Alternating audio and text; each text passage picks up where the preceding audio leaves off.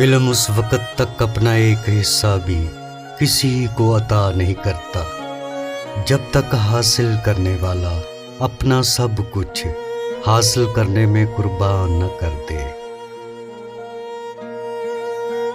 جو شخص علم رکھے اور اس پر عمل نہ کرے وہ ایک بیمار ہے جس کے پاس دوا تو ہے مگر علاج نہیں کرتا۔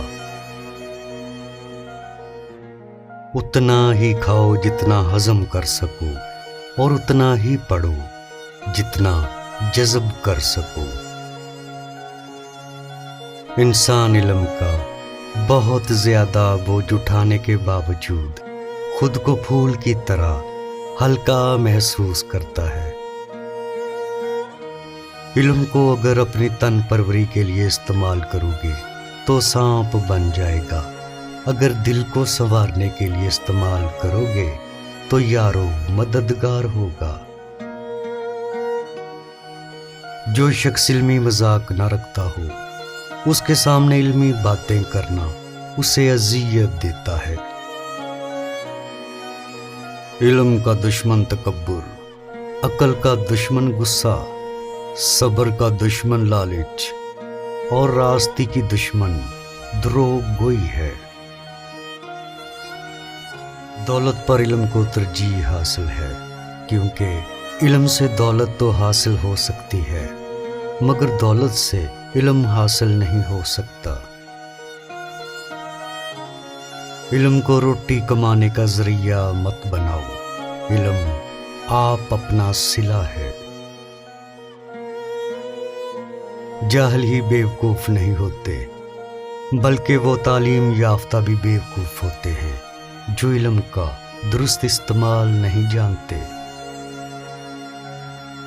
علم ایک ایسا پودا ہے جسے دل و دماغ کی سرزمین میں لگانے سے عقل کے پھل لگتے ہیں۔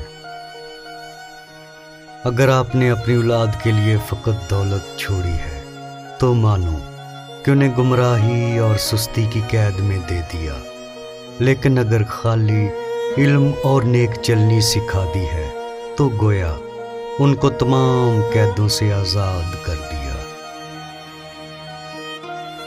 آدمی کسی بھی قسم کے علم سے باعظمت نہیں ہو سکتا جب تک اپنے عمل کو ادب سے مزین نہ کر لے۔ اگر تم روزانہ ایک نئی بات بھی سیکھنے اپنا فرض خیال کر لو تو ایک سال میں 365 مسئلوں کے مالک بن جاؤ گے۔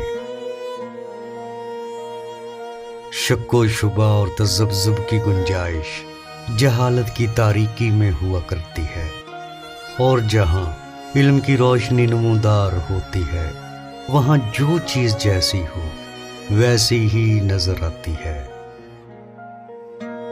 علم عالم کی وہ آنکھ ہے جس سے وہ برائی اور بلائی کی تمیز کر سکتا ہے۔ ادھورا علم خطرے کا پیش خیمہ ہوتا ہے۔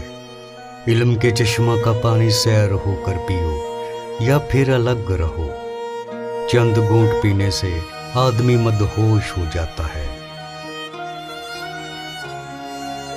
تعلیم خودداری کا سبق پڑھاتی ہے اور خودداری بیداری کی حالت پیدا کرتی ہے۔